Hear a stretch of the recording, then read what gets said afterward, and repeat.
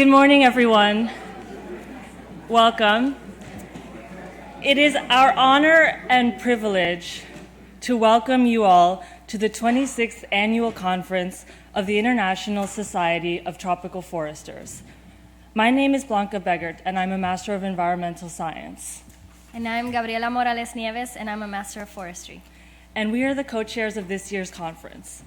We are so grateful to the staff, faculty, and students here at the Yale School of Forestry and Environmental Studies for bringing this conference to life. Before we start, we would like to make a land acknowledgement. While this is something that is said and has a lot of meaning, we also want to acknowledge that there is so much we need to do to go beyond these words.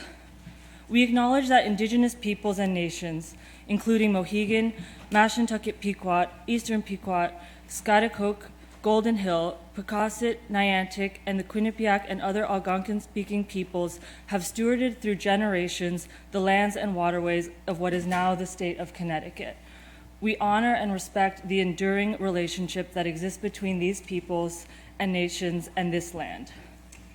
We want to extend a huge and heartfelt thank you to all who have come here from around the world. This is a truly special conference. Together, we represent local and international nonprofits, government, academic institutions, indigenous communities, and the media. We're foresters, social scientists, activists, artists, ecologists.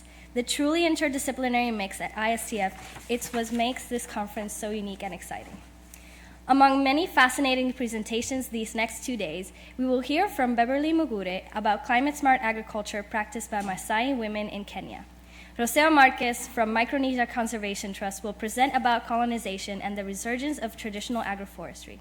Paul Hatanga will present his research at the nexus of migration and restoration alternatives in Uganda. For some of you, it's your first time. For others, this is a welcome back to ISTF. So the theme of this year's conference is Restoration for What and for Whom, Shifting the Paradigm in Tropical Forest Management. Restoration in tropical forests is a timely topic. The UN Decade on Ecosystem Restoration begins in 2021. Everyone is talking about nature-based solutions to climate change, and the Bond Challenge continues to drive national commitments to restore 350 million hectares of land. Organizations and governments aim to plant billions, even trillions of trees, a project the Washington Post recently called the audacious effort to reforest the planet. We all recognize the need to restore and protect tropical forests. This year, with the fires that have burned across the world in places like Brazil, Indonesia, Peru, and Bolivia, the whole world is concerned. But how restoration is practiced and how restoration is invoked raises important questions. A critical question is restoration for what? What are we restoring to? To an arbitrary earlier time? To a specific composition of plant communities?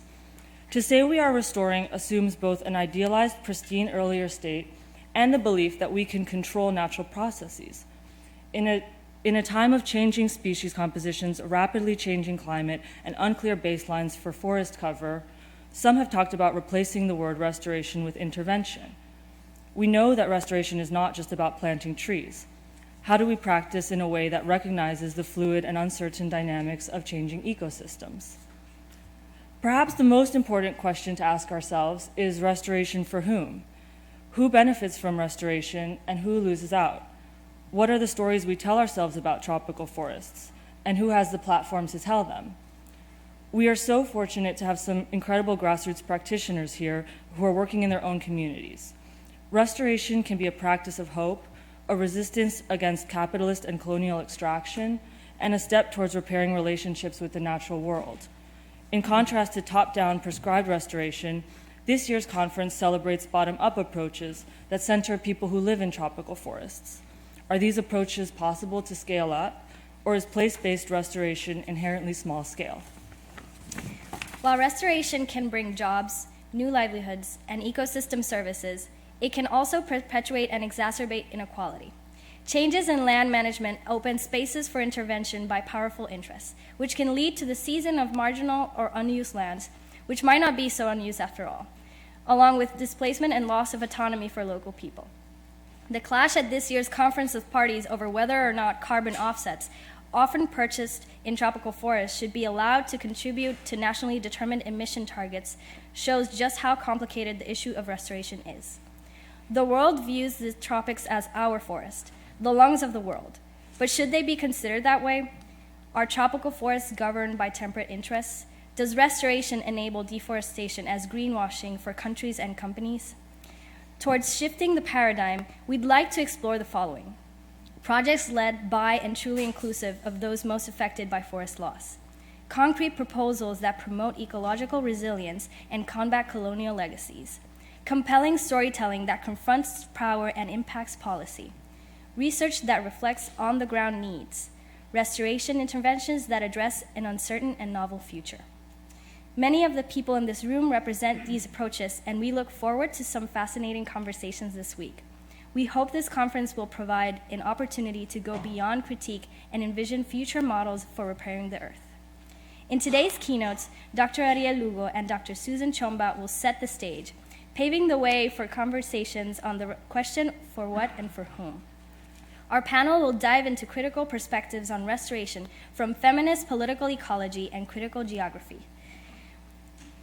And our Innovation Prize will provide local grounded case studies of community-led restoration. Tomorrow, we will hear more on grassroots projects from the perspective of women and learn about contributions to restoration from artists intervening in the exploitative economics of the palm oil trade. We will also hear from reporters and photojournalists rethinking the stories we tell about people and tropical forests. Quickly for a few logistics. In your ISTF bag is a folder with the conference agenda and other relevant materials. Most of the sessions happening today and tomorrow will take place in this building, which is Kroon Hall, except for some breakouts which will be in the building right next door, which is Sage Hall. The specific rooms are printed on the agenda, and if you have questions, please find a student who has an animal sticker on their name badge and ask them for help. For those of you who love posting on social media, here's the hashtag ISTF 2020, and to keep up to date throughout the conference, you can follow us on Twitter, Instagram, and Facebook, and those are our handles. For our annual photo competition this year, we've received some amazing photos that resonate with this year's theme. The finalists are displayed outside, and please vote on your favorite by submitting your ballot into a basket by the photo exhibition. We are very pleased to welcome back conference scribe Heather Martinez, a visual practitioner whose work was incredibly popular during our conference last year. Heather will be capturing key ideas through graphic recordings, and her drawings will be on display throughout Kroon Hall. During two of our talks tomorrow, we will have simultaneous translation service through the app Interprify. We will give further instructions tomorrow, but please be aware that you will need to download an app and bring your headphones if you don't speak Spanish or French. Finally, we want to give a heartfelt thank you to our generous sponsors, seen here on the screen. Without them, this conference would not have been possible. And of course, we wouldn't be here today without the tireless effort of our conference student planning committee. Our entire team is made up of full-time master's, PhD students, and a carpenter who volunteered their time, energy, and ideas to make this conference happen. This conference is a real tribute to their dedication and hard work. We'll now begin the morning session with opening remarks from Dr. Thomas Easley, Assistant Dean of Community and Inclusion here at Yale FES. Dr. Easley works to build a more diverse community of students, faculty, and staff, and guides efforts to increase equity and inclusion across the school. Prior to Yale, Dr. Easley was the Director of Community Diversity at North Carolina State University's College of Natural Resources. He has a master's in forest genetics from Iowa State University and a doctorate of education from NCSU. With a background in forestry and a focus on social justice, we couldn't think of a more perfect person to give some opening welcome remarks for our conference. Please join me in welcoming Dr. Thomas Easley.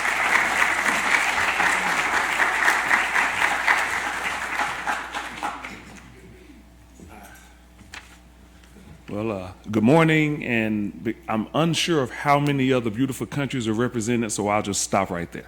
All right, we welcome you here to the Yale School of Forestry and Environmental Studies. You see my name. I bring you greetings from our very own Dean, Indy Burke, and others of our administration, and we thank you all for bringing your brilliance and showing up here and really gracing our campus. Thank you for reading my bio. There's one other school that actually is left out of my bio. We got to talk to Yale about that. And that's kind of the start of my comments. I attended Alabama A&M University, which is a historical black university in Huntsville, Alabama. And that's where my journey into forestry actually started. And it is the only institution in the world that puts out the most black foresters. It's the only one. And so, yes, I would clap for that, yes. And so recognizing that 2020 marks the deadline for many international climate change and conservation targets, I think that even bringing that up in this room for what's going on in this country, I want to say that I want us to be mindful of that, of who's not in the room and who's not represented and how do we all get here.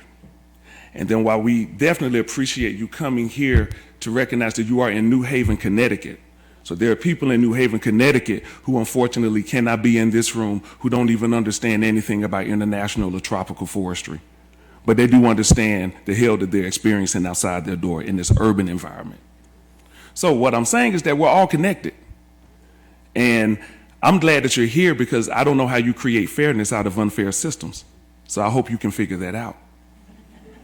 I don't know how you create good things from bad starts. I hope you figure that out. Because that, in my opinion, is what we honestly are talking about. How do we change our practices? How do we impact the world? And how do we individually as well as collectively do it? So, since we have so many scientists, practitioners, activists, policymakers, artists, I'm one of those too, journalists from around the world paying particular attention to voices from the ground, I want to join you in saying if we're going to radically change course, we don't only interrogate the past and we don't only stay truly imaginative about the future, but you also stay rooted in the present. And you analyze what you're doing and how you do it, as well as we're looking at what other people are doing. And here in the Community and Inclusion Office, that's what we work to do, I think, every day. It is a journey, it is a process, and so we invite you all to continue to join us in that, and we want to join you as we try to promote equity, equality, and equal access, and diversity, and inclusion around the world, and as well as here on this campus. Thank you, and I hope you have a great conference.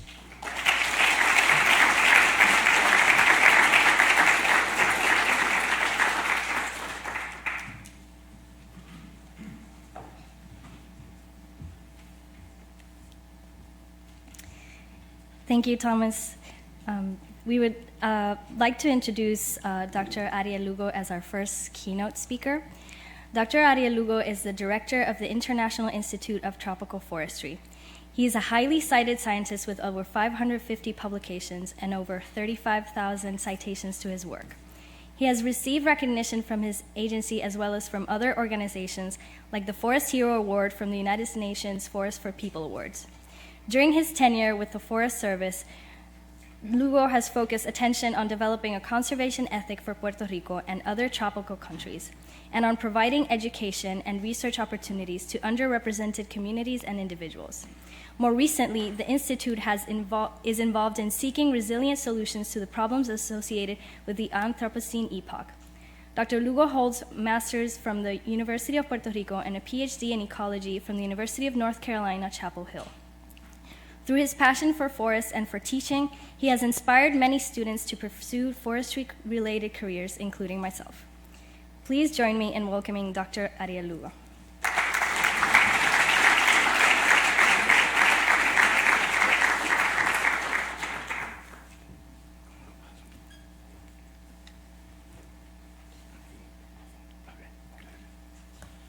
Good morning.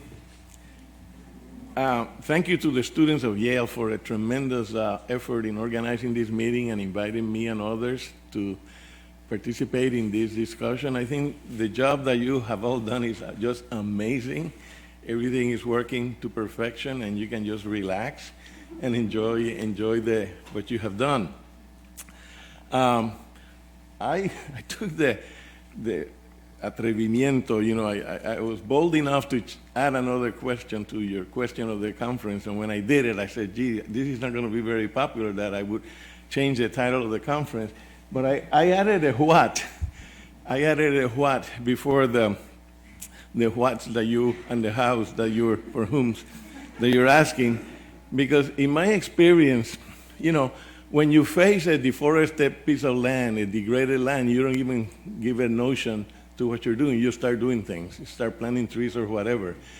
But the challenge is, when I hear, for example, in my agency that we're doing a lot of restoration now, and a lot of people are doing restoration, and I look and I say, what are they restoring? You know, I think the forests are pretty good. What needs to happen? So what you're restoring, I think, is the first question that you need to ask. And I was minding my own business 25 years into my career when I got a call from the University of Wisconsin that they were trying to celebrate the 500-year discovery of America by restoring the ecosystems that Columbus saw when he came into this region, the region of the Caribbean. And at the time, one of my colleagues, Jack Ewell, had written an article that said restoration is the ultimate test of ecological theory. You know, if you really want to get into restoration, you better understand ecosystems, and that's a test of your understanding when you start messing up with the complexity of nature. So I say, yes, I'm going to do this. This is wonderful.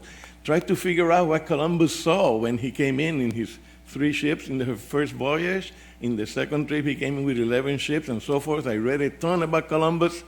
I read everything I could. And then I started asking my question, what did he see? And then that was my first reality check that I didn't know what I was going to do, because what was there when he showed up? Where am I going to get information of what he saw if I'm going to restore what he saw? So what do? I go to artists. Artists are pretty neat people, and say, see how they portray the discovery of North America. And I look and I see landscapes and I see plants that, gee, they couldn't be there when Columbus was there, because I know that the palm trees, which is what we think about a Caribbean beach, you know, they came from the Pacific 300 years later. So what are palm trees doing where Columbus landed? And I said, this is going to be tougher than I thought. If I can not get any help from the artists, I take a look at the landscape where he actually landed, which was the San Salvador Island. And, you know, that's a flat island, a coral reef island. You know, there was no forest there that he could see, maybe some mangroves, but he's not going to land in the mangroves. He's going to land on a beach. So what kind of vegetation did Columbus really see? And then I realized that I was in a lot of trouble by agreeing to help restore what he saw. More likely what he saw was something like this. This is a karst, coastal zone in the Caribbean, where the vegetation is very low, and there's no palm trees, there's no trees, because there's nothing there.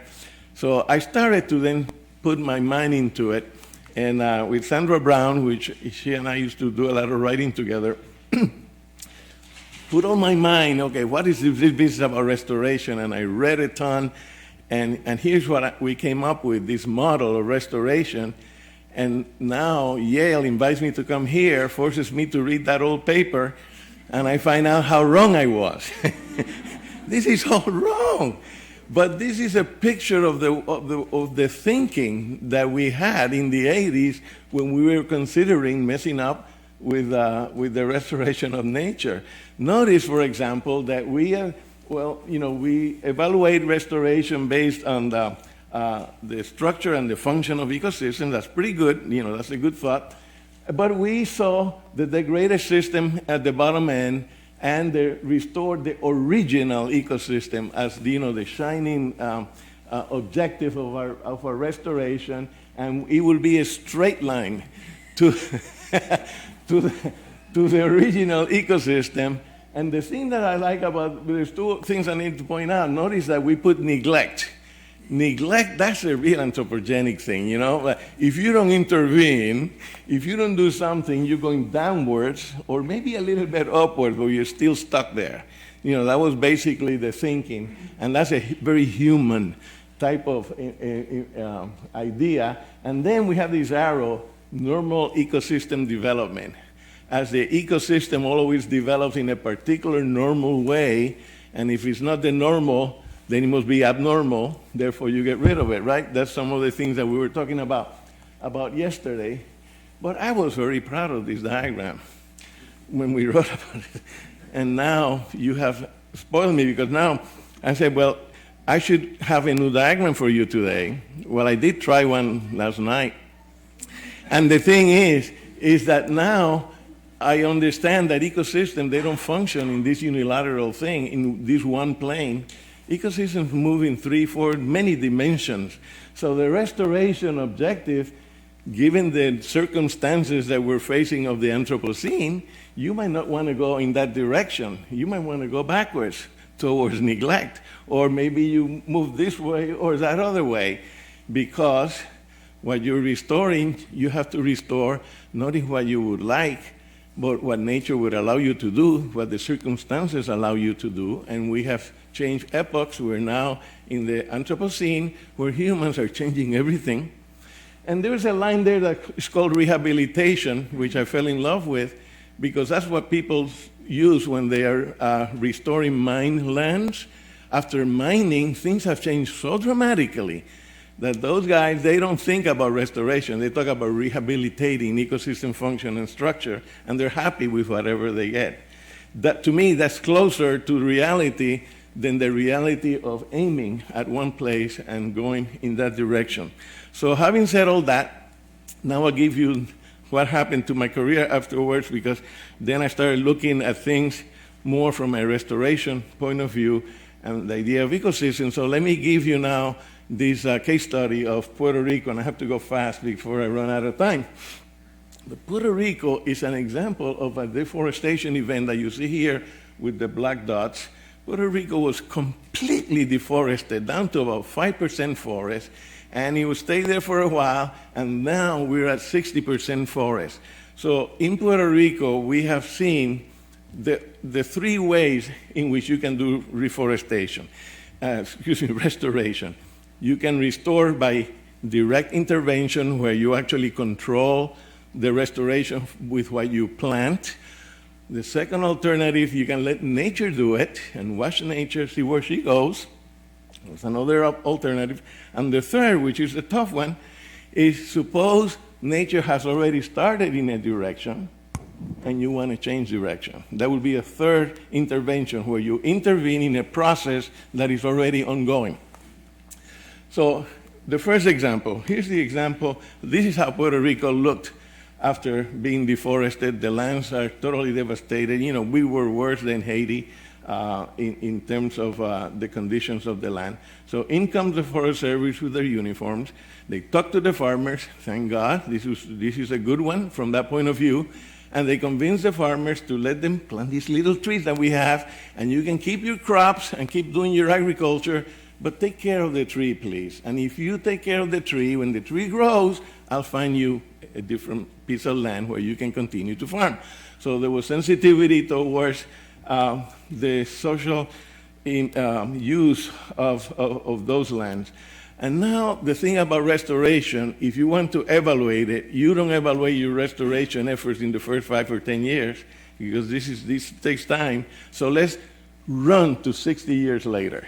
And 60 years later, in the same place that I took that picture with the 2 guys that actually did the restoration, Dr. Frank Wadsworth and Jose Marrero, both members of the institute where I work, they had created this wonderful forest that I like to do practical jokes on people. I take biologists there and I tell them, or visitors, this is the virgin tropical forest, you know?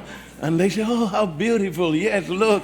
It has every component of my dreams, but that's a forest created by humans, starting from zero. And I always get a kick because I never tell that to them until the end of the field trip.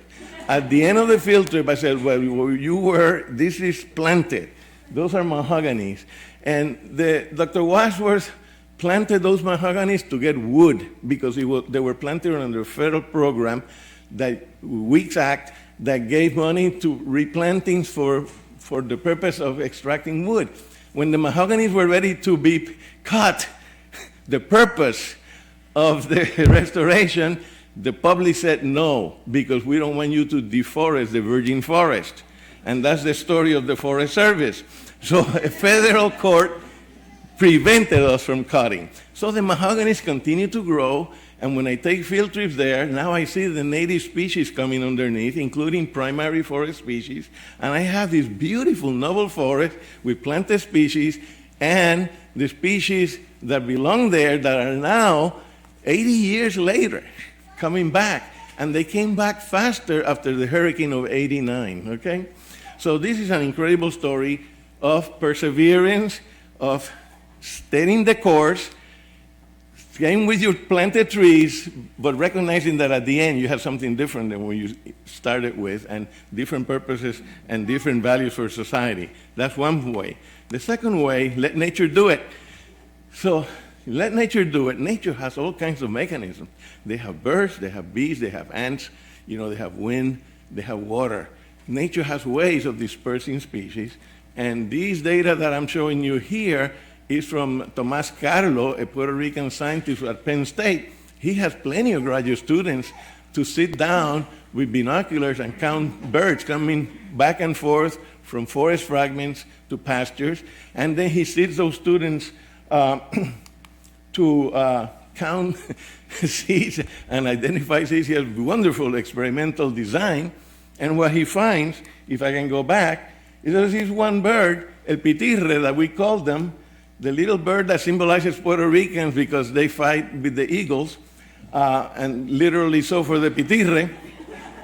He works more than any other bird, and he has all these moves. Look at the scale here, the number forest pasture crossings by one species is a lot more than any other species, all combined, busy Puerto Rican.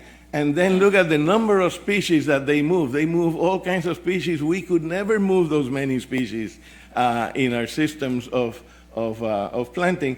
So what does this process lead to? Well, we're again logging Puerto Rico because we abandon the land, we don't use the land, so therefore the experiment could run.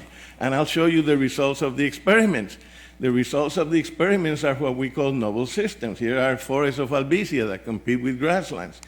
Here are forests of Lucina, 60 years after you remove people from where this is the main street of a town where lots of people live in houses and schools and baseball playing and all that stuff. Abandon them, move them, and you have this forest planted by nature. These are 3 examples of noble forests of Spathodea that I talked about yesterday on karst substrate, on an alluvial substrate, and on granitic substrate, the same species. And here are forests of Castilla elastica, in a karst location. And then you get this weird stuff, these forests of Terminalia, because Terminalia attracts bats, and bats carry certain species, and then you still have the home species that survive. And so you have this weird-looking thing, but it's still pretty, it's still a forest, and it's still there.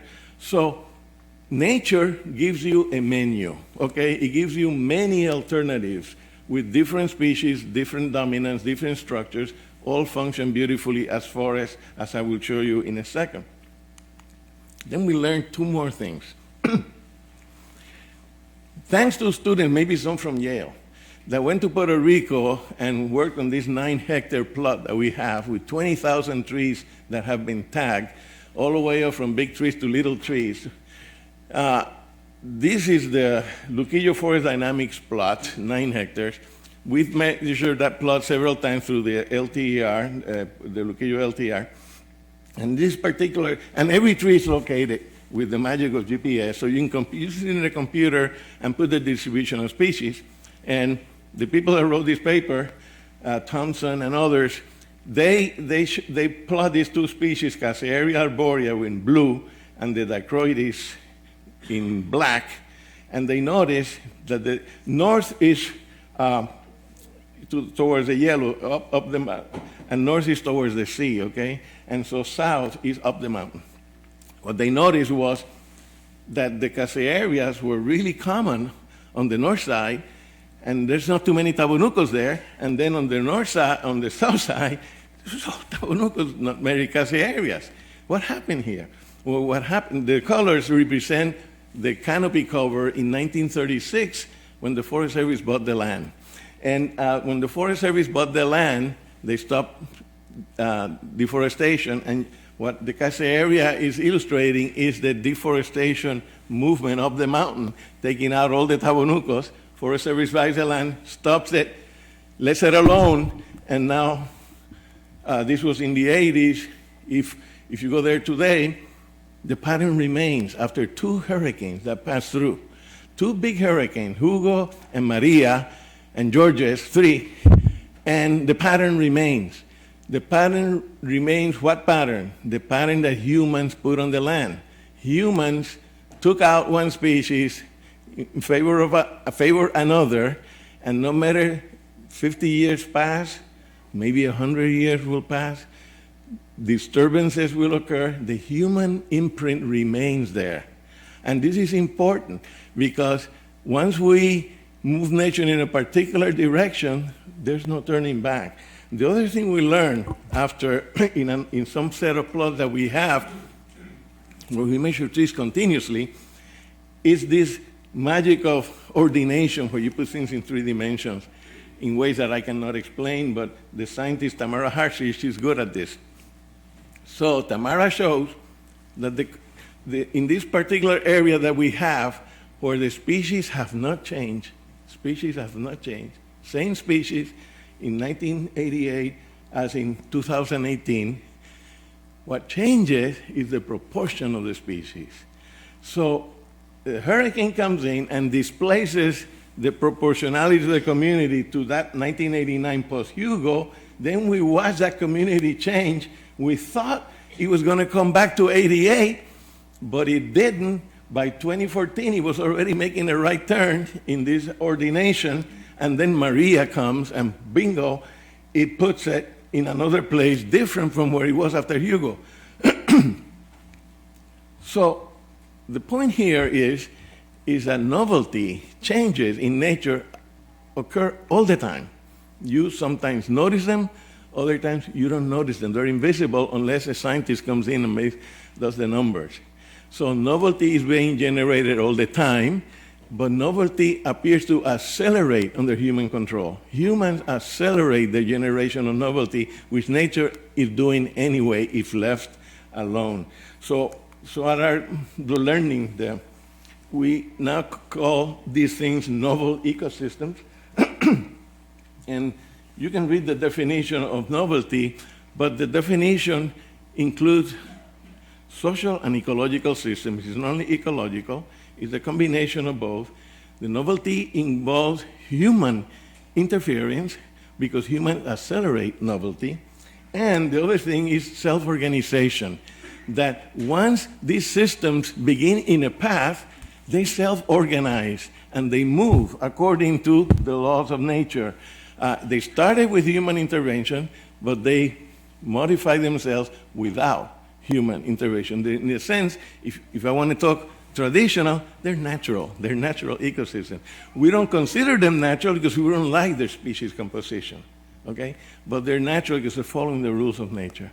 They're natural because they were induced by humans, and humans are part of nature.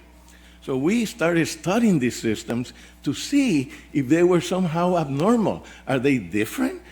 Should we worry that Puerto Rico is now 75% novel? So, just a couple of things very quickly. Things that people worry about is the number of species. These are species area curves. Area here, species on the top. The lines connect novel systems of all kinds all over Puerto Rico based on FIA data. The dots, open and closed, are our primary forests. Primary dry forest, primary wet forest.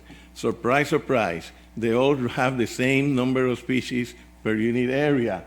And when you start sampling at small areas, which is what you normally see, small areas, the native ones have more species than the novel ones. I call them the historical ones versus the novel ones. But when you get to the hectare level, you can see that the historic forest, they don't continue to increase in the number of species. They remain around 50 or 60 species per hectare. But the noble ones keep going. they seem to have more diversity. People hate this graph because how can a system that is not historical have more species than historical? We have to think about that. So let's look at the biomass, the carbon storage. Here you have 4 colors. The blues are for secondary forest, the greens are for the historic mature forest, black for plantation forest, and red for novel forest. And novel forests are there with the best carbon storing forests in Puerto Rico. Our novel forests are right there in terms of tons per hectare. And they have a wide variety, as we learned yesterday. Nature is always diverse, so you have good ones and you have low ones. But they clearly are surpassing the secondary forests, and they're there better than the plantations and most of the historical forests. How about nutrients? Well, let's look at the amount of phosphorus, this above ground phosphorus that they're holding. It turns out that these noble forests are nutrient enriched, and this is something we did not expect because they're growing on degraded lands. But apparently they're concentrating whatever is degraded and putting it in a biological package, and they have more phosphorus than the plantations and than the native forest, than the secondary forest. And then how about the functioning? How fast do they function? Well, here is turnover. Turnover is how fast things move. And you have the orange is the novel, the blue is the secondary, and the novel life zone means novel over a whole life zone, But compare blue with orange, and it's amazing to me that these novel systems are moving things faster than even the secondary forest, historic secondary forest. That is an ecological question that I need to tackle, and say, why? So when you look at the historical forest, they're sitting, this is a soil pit, and you see all that brown thing on top? That's the organic matter. That's the top horizon of the soil. That's the horizon that attracts farmers. That's where you have your good farmland. When you cut the forest, that's where you farm. And below that organic matter, you see that it gets yellow and not very structured. Well, those are your B horizons and C horizons in soils, right? The nutrients are all concentrated in the upper portion, and we know that agriculture takes advantage of that, and when the soil is done, the farmer moves. You go someplace else. Do we have any evidence for the changes? Well, thank God that people in Puerto Rico have measured things for a long time, so we have a lot of good data on the chemistry of the chemistry of soils in agricultural lands on their different uses. You have there sugarcane, coffee pastures, and you have the upper line is the forest, and these are just ranked numbers, and you can see that the forests are high in the historical forests are high in phosphorus and nitrogen, and the agricultural soils are depressed. And we think that these things have a lot to do with the success of these introduced species is that somehow they can concentrate nutrients in depleted soils. It's called stoichiometry, the proportions of nutrients that move through the system. And so this is a summary of what we learned with restoration in Puerto Rico. You can plant monocultures to achieve diversity. Canopy closure is important because when the canopy closes, then you have full forest conditions and things accelerate. So you need to wait until canopy closures to really get going fast. Soil conditions probably determine species composition. Introduced species are colonizing without intervention, and the stoichiometry appears to be critical for the long-term reversal of degradation. That is, you go from storages in the brown soil to flux in the noble system. Does this work outside of Puerto Rico? So we go to Venezuela. The Llanos region of Venezuela is one of the most destroyed areas in the country. And a scientist there, Jean-Pierre Vellon, in the 50s, he went out of his way to write the book about the forests of Venezuela, and he was only looking for what he considered to be the historical forest. And so, many years later, one of his colleagues and us, we went back to his plots and 90 plots around his plots to look at the species composition had it shifted from what Begert found. In this ordination, the Begert plots are the solid triangles, the open triangles are the noble forests that now exist in the Llanos of Venezuela, clearly displaced in ordination space from what Begert found.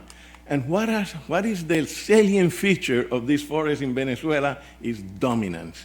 Dominance, the dominance of one species or two species. So here I show you dominance in perspective. The blues and the oranges represent the primary and secondary forests that Begert described, and the big bars is what we found now in Venezuela. Species that dominate over 60%, the one that dominates the least is almost at 40%.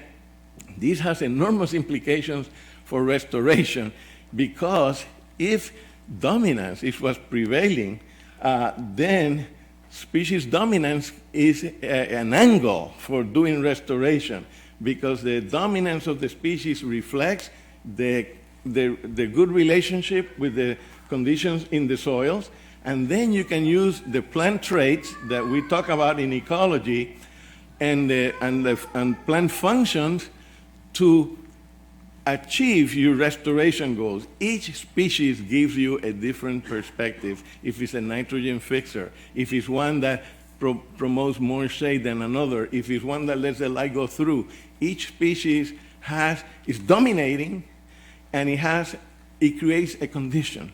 And you, as the restorationist, can come and take advantage of that condition. You don't wipe out the species because you don't like it and start all over again, but you take advantage of what that species has to offer, and then you incorporate that quality into your scheme. So here's your options then. You have the regional forest, your noble forest, and each noble forest, because it's dominated by different species, and each species is different, offers you a different opportunity. It's a different way of reading the landscape. Take advantage of what the landscape is offering you as you develop your plans for restoration. And so these are just examples of what noble forests can be used for, and they're innumerable. This is just a short list from Lugo. I know that this conference is going to provide us with a zillion different alternatives that we have, but clearly we have gone from the simple-minded one focus to now it is this much. It's almost your creativity. If you work with nature, nature will give you options. Learn to choose correctly, and you'll be home free. My last slide. I think I'm going to make it. This, to me, is the key. It goes back to Leopold, what we were talking about yesterday, that Leopold said that self-renewal is the basis of the land, the ability of the land to self-renew, and conservation is to protect self-renewal. And so how does nature do it? Well, it does it through self-design, self-organization. It's a magic potion. It's a black box. It starts ugly. We heard it yesterday. Literally, it's ugly at the beginning. It's a tangle. You don't see the value.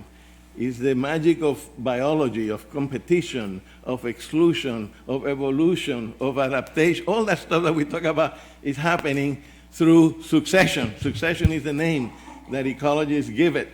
And so it is the self-organization of the ecosystem. And Egler, in 1942, recognizing the cows, he said, well, wait a minute, out of that cows you get order, when in fact we all know that cows is order, right? It's just a different way of looking at it. It depends what scale you look at from. But even though it's new and it's different, and you may not like it, is what Egler said. And Egler, by the way, he was an outcast. And I think he refugeed in Connecticut because ecologists at the time did not accept his ideas. But he was a real smart guy. He says, okay, it is beautiful and orderly and comprehensible, which is a fundamental point here. You can understand it, you just look at it. And so take advantage of it. I think that self-design is a management paradigm that we have not paid sufficient attention because it allows us to incorporate the power of nature to support the power of whatever we're trying to get done. Thank you.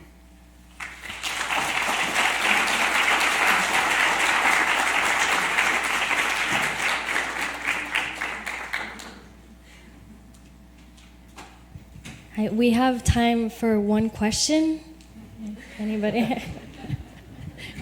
We will follow up also. Dr. Lugo will lead a breakout session, so we will also have time for further discussion. But if anybody has one question. I planned it that way. Okay. Thank you. All right.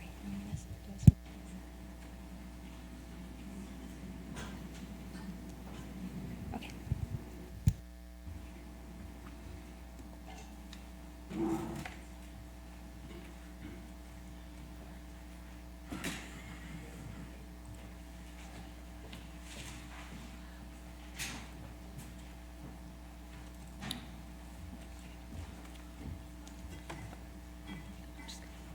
So thank you so much, Dr. Lugo. Next, we will hear from our second keynote speaker, Dr. Susan Chomba. Dr. Susan Chomba is a natural resource governance scientist based at the World Agroforestry Center. She currently leads one of the center's mega projects, Regreening Africa, whose primary goal is to reverse land degradation by scaling up restoration practices across 8 countries in Africa.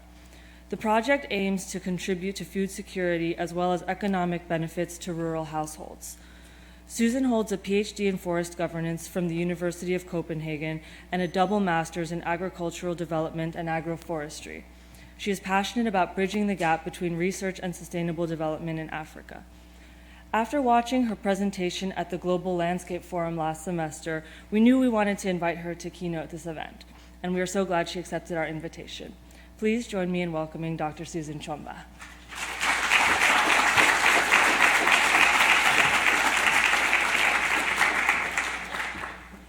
Well, good morning, everybody. I am very, very excited to be in Yale. I did my undergraduate in forestry, and anybody who studied forestry, we know Yale School of Forestry. I didn't end up coming here for my postgraduate, but I'm really, really happy to be here. Thank you so much, the wonderful conference organizing team. Again, it makes me wonder what some of us were doing when we were in the university, you know. But it's a very, very well organized conference, so thank you so much. I'm standing here on behalf of a great team of researchers and development practitioners back in Africa who've been part and parcel of this journey of regreening Africa through this program. So I'll take the credit and then the criticism I can deflect to those who didn't come.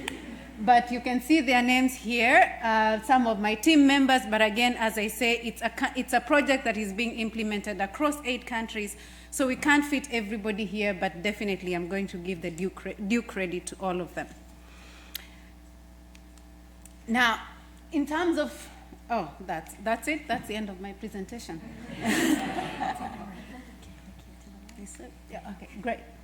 So I'll try to focus on a few things. First of all, I started out, when I finished my PhD, I was wondering what else do I want to do? And I really wanted to move into the development space and understand how development is working, and then try to reconcile that with what I had been studying as a researcher and in terms of asking critical questions. So my presentation today is trying to bridge those two, bringing experiences from the field, but as well as asking some of the questions that I don't have answers to, that I've been experiencing when you're trying to implement this land restoration project. So what does restoration actually mean? When did restoration become a global priority? What is driving this restoration agenda? These are some of the questions that I've been grappling with even as we implement. And then the last but not least, I'll bring now experiences on what it takes to do restoration on the ground, and by bringing key perspectives from the Regreening Africa project. Now, in terms of the magnitude of challenge that is ahead of us, we know at least 40% of agricultural land is seriously degraded globally. in Africa, 65% of agricultural land is actually degraded in one way or another. And so moving from Puerto Rico, we are moving to another continent, and also not just in the forest landscape, but also looking at agricultural lands. So what do we mean by restoration?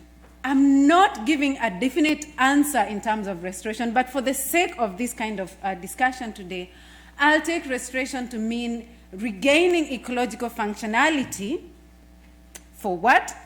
In order to provide ecosystem services and enhance human well-being across degraded landscapes. I find that it is problematic when restoration is taken to mean, as Dr. Ariel mentioned earlier, a return of an ecosystem to some original pristine state. I think he's given excellent discussions there where we should not even be thinking about returning ecosystem to some pristine state and in absence of disturbance. In fact, his keynote has just talked to us about the importance of having that disturbance in the system. And then another problematic aspect is when we have restoration to mean fortress conservation. And this, I'm quoting work of people like Dan Brockington, who've done fantastic work of showing us how when restoration means fortress conservation, it excludes people, it excludes the human element from the system. And so we know very well that the UN has just last year declared 2021 to 2030 the decade of ecosystem restoration. And my question is, when did the rain start beating us? When did we get there? I must admit I don't bring historical and long-term experience like Dr. Ariel, but again, from looking at where we are coming from, we can start looking at issues of green revolution in the 1950s, where we experienced exponential growth in terms of agricultural productivity, but unfortunately undermining the natural resource base within which agriculture is dependent. And this involved removal of trees and other vegetations to allow mechanization, as well as excessive use of agricultural inputs, chemicals and pesticides. And that meant that we are actually getting to a point where, yes, globally we can talk, actually we are reaching food security. It doesn't mean that everybody has food. The aspect of equity and distribution of food is another one which, people like Amartya Sen have looked at. The aspect of food distribution is very, very unequal, but it doesn't mean that there's not enough food that we are producing, but not in terms of safety of food. So I looked at what literature, and in fact, I was again trying to compare the time frames that Dr. Ariel was talking about, the discussions around land restoration, and I came across the work of Bradshaw and Chadwick, who lamented about the unsustainable rates of resource exploitation and destruction of land in the last 2 decades. So you see that's a citation of 1980, and so the last 2 decades, he's lamenting about the 1960s and the 1970s. Is it a coincidence then that these decades sort of look around the times of Green Revolution? In the 1970s, you get journals of restoration coming up, Restoration Ecology, and the Society of Ecological Restoration coming up in the late 1980s, early 1990s. And then the focus on land restoration coming up in the 2000s. But again, you see the landscape of opportunities report that was produced by IUCN then brings a lot of actors together to come around and commit on very, very ambitious restoration targets under the Bond Challenge. Now this Bond Challenge, and I'll come to that, the Bond Challenge commitments on restoration, they are very, very ambitious. But what and who is driving the restoration agenda at the global level? I think we've talked about the climate crisis and the commitments that people have made, governments have made under the UNFCCC, that's the United Nations Convention on Climate Change. The Paris Agreement, each country is coming up with their nationally determined contributions in terms of cutting greenhouse gas emissions and adaptation. And then the biodiversity agenda, again, the UN came up with another convention on biological diversity and the Aichi targets on reversing biodiversity loss. And then another convention, those are 3 already, on UNCCD on combating desertification. And so all of these, the climate change, the biodiversity one, and the degradation one, and combating desertification conventions, they do recognize that trees and other vegetations do act as important carbon sinks, and they restore biodiversity and other ecological function. So they do recognize that restoration is actually urgently needed. So at the global level, this is what is setting the platform on restoration.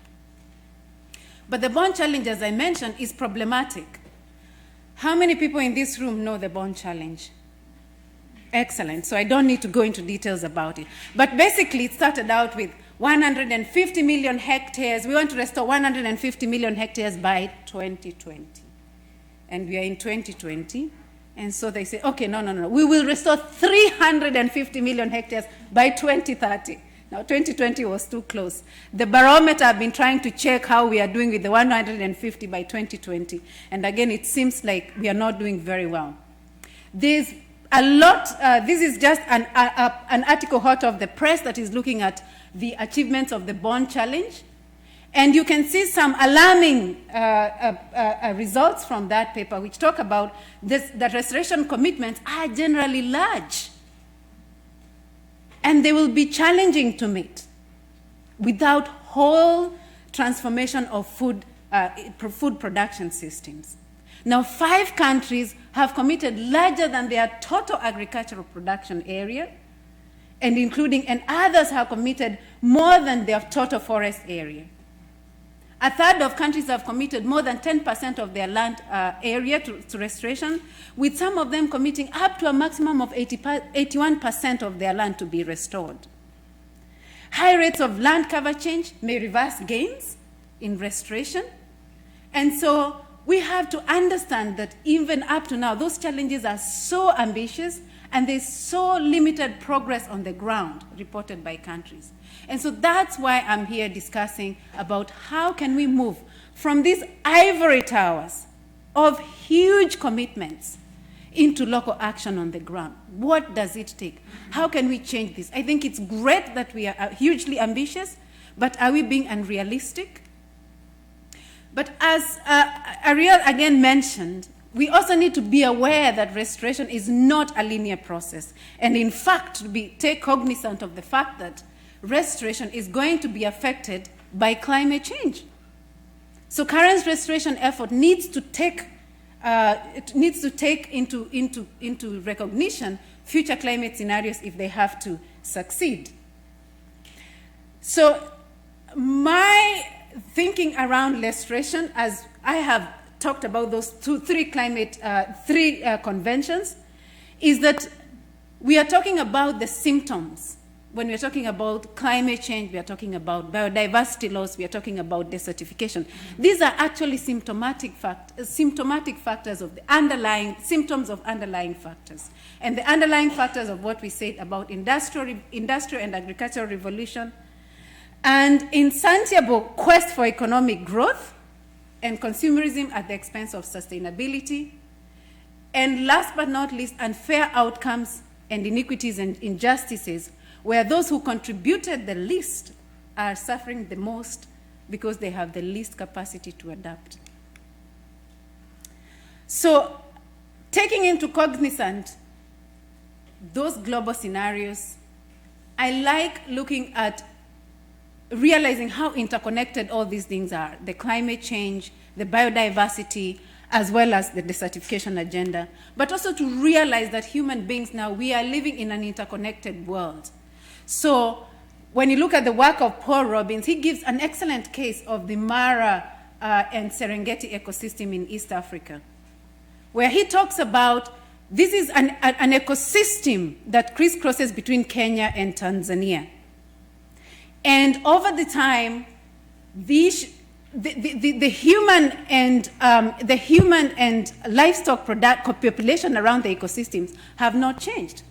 But when you look at the case on the Kenyan side, the ecosystem is hugely threatened compared to the Kenyan side. So he's asking why. And that's because the Kenyan side, you look at aspects of privatization of land, aspects of commercial production, to meet the global need for food on the Kenyan side is threatening the ecosystem on the Kenyan side. That's not happening on the Tanzanian side. And so when we are doing our work on restoration in Africa, we've been seeing this as well. In the Sahelian part of the continent, we are trying to look at some of the ways that women can be able to benefit from some of the tree products such as shea. The shea is highly marketed globally. And when you try to look at what kind of benefits can these rural farmers who are benefiting from shea be able to use in order to restore the ecosystem using the shea trees. But the global markets for shea and the prices are very, very difficult to get to the local farmer. So the prices for shea at the local level is very, very small compared to what is fetching at the global level. So how do you bridge those gaps so that you can create incentives for restoration for the women who are involved on a daily basis in shea production? So we are connected in such that the global market is actually creating the demand for shea, but at the same time, the benefits that are accruing at the local level for the women is very, very small. And so trying to get those women interested in replacing those shea trees and taking care of them when they are not realizing the benefits is actually a very, very challenging issue. But we must not relent. I'm sure I don't want to make you feel as if, we are in a gloom and doom scenario. We must not relent. There is so much energy that is going on, and we are taking a lot of recognition of youthful movements, including the Extinction Rebellion movements, and you've seen all these youth people who are making people and waking everybody to wake up. The current actions on the ground are still very dismal, but I think the globe and the world is waking up to the need for restoration. So I want to take you to move you to Niger and just play a little video of what the project is doing in Niger. So bear with me. I'll go to my last slide.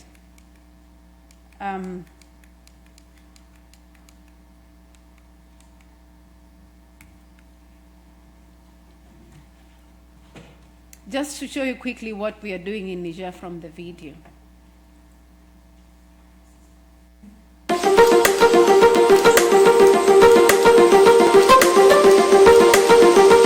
Sorry.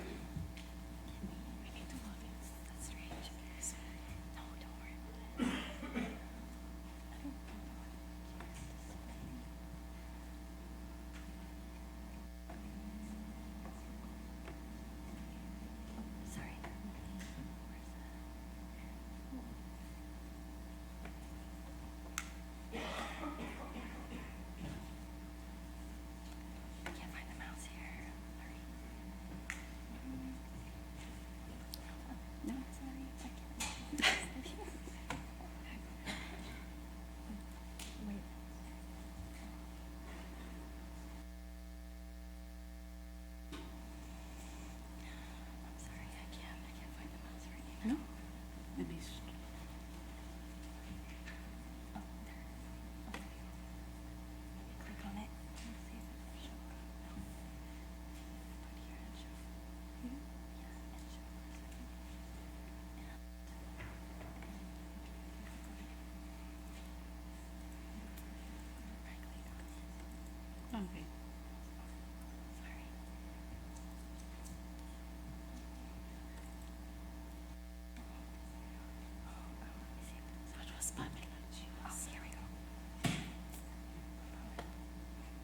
Can I play? Okay. Yeah.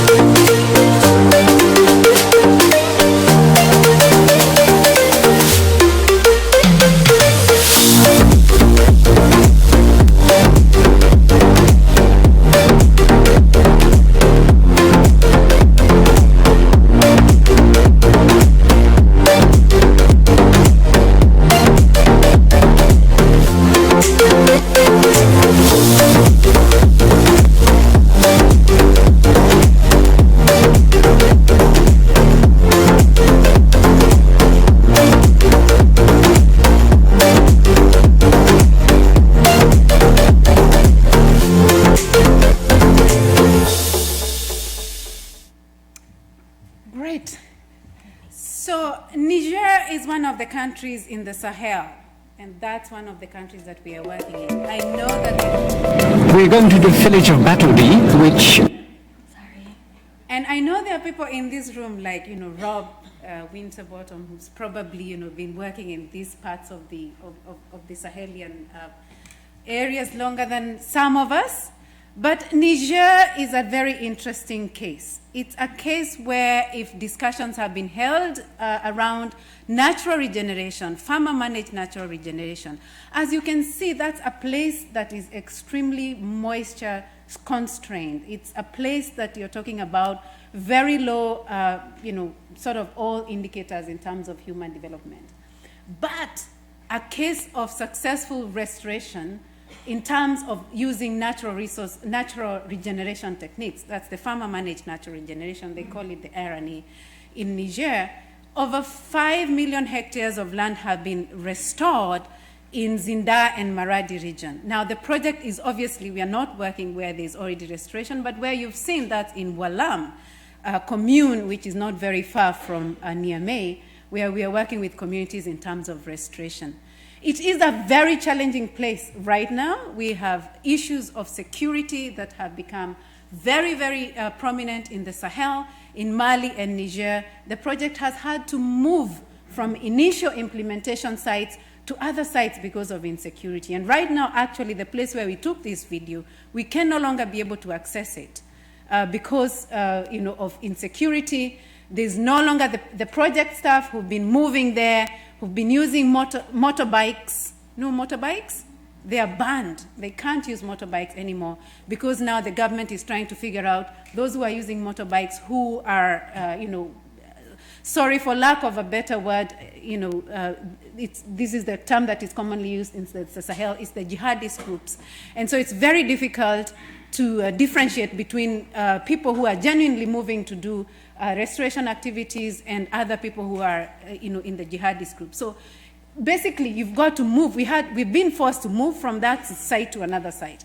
And so restoration on the ground can be quite challenging. And especially in the Sahel right now, insecurity has become one of the key issues that we are grappling with when we are trying to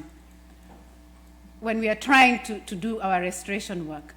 So I'm going to just give a few perspectives from the project. So what you saw was in Niger, but actually we are working in, I hope this is the pointer, in 8 countries in Africa. So you can see that's East Africa and that's West Africa. That's Niger, where you saw right there. You have Mali right next to East. Burkina Faso is not very far, and especially those 3 countries, we are having very big challenges. Burkina Faso, we added it as a light touch component, again trying to bring the FMNR concept to Burkina Faso, and then Senegal and Ghana.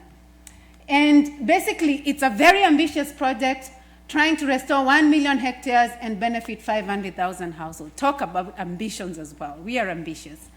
Now, in terms, we have a lot of implementing partners on the ground, including government institutions, farmer groups, and farmer groups in the local communes. And what we are trying to do is to then cascade those ambitious targets into each of those countries, and primarily looking at natural FMNR as one of the primary methods of land restoration, but also not just FMNR, looking at what is the context in the places that we are working in and what kind of restoration techniques are actually needed. So perspective 1, that I'd like to summarize what we've learned in the project in terms of 4 key perspectives. And the first perspective is that we need a paradigm shift in terms of restoration. We need to embed research within development projects. Why am I saying this? I'm saying this because we are all aware of the many white elephant projects that are littered all over the African continent. Projects that never were successful, or projects that ended immediately the donor funding ended. So we need to learn the successes and failures from most of these projects so that we don't repeat the same mistakes. But secondly, because what you've seen in Niger is very different from what you will see in East Africa, in Kenya, in Rwanda. The biophysical contexts are so different. The social and governance aspects of these areas are very different. And therefore, you cannot have one particular technology that will fit for restoration, that will fit each of these areas. So we need to be able to learn through research what kind of restoration techniques are suitable for the different areas that we are working. And last but not least, we need to generate hard evidence, not anecdotal evidence. Hard evidence that we can use to inform policy as well as implementation. And so working with ICRAF and scientists in ICRAF, this is basically our research and development model, where we work together to use simple tools to match restoration. You can use agroforestry in this case, but broadly you can replace that with restoration options to sites and circumstances across the domains that we are working in. And note that these restoration practices are co-designed with farmers, are co-designed with the groups of people who then define what kind of ecosystem functions they would like to see.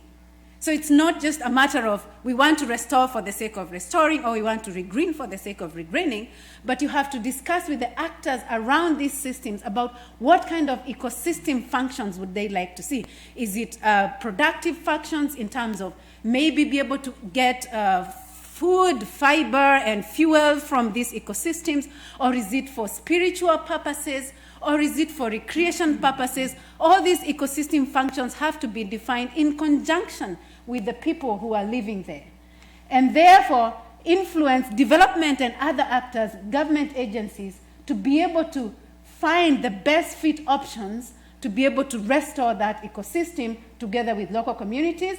And last but not least, have participatory monitoring evaluation systems.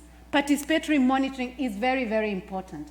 And that cycle then goes on into feeding into the development, model. Perspective number 2, as I've already mentioned, one particular technology or one particular species is not sufficient for restoration.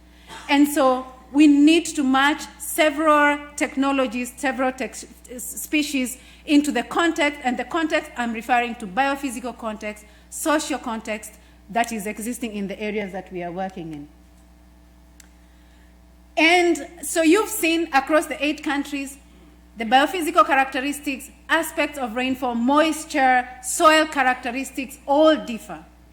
Socioeconomic status in the Sahel, people who've worked in Africa, in the Sahel, you'll find very different scenarios. You come to East Africa, very, very different scenarios. The socioeconomic needs of local communities are very different.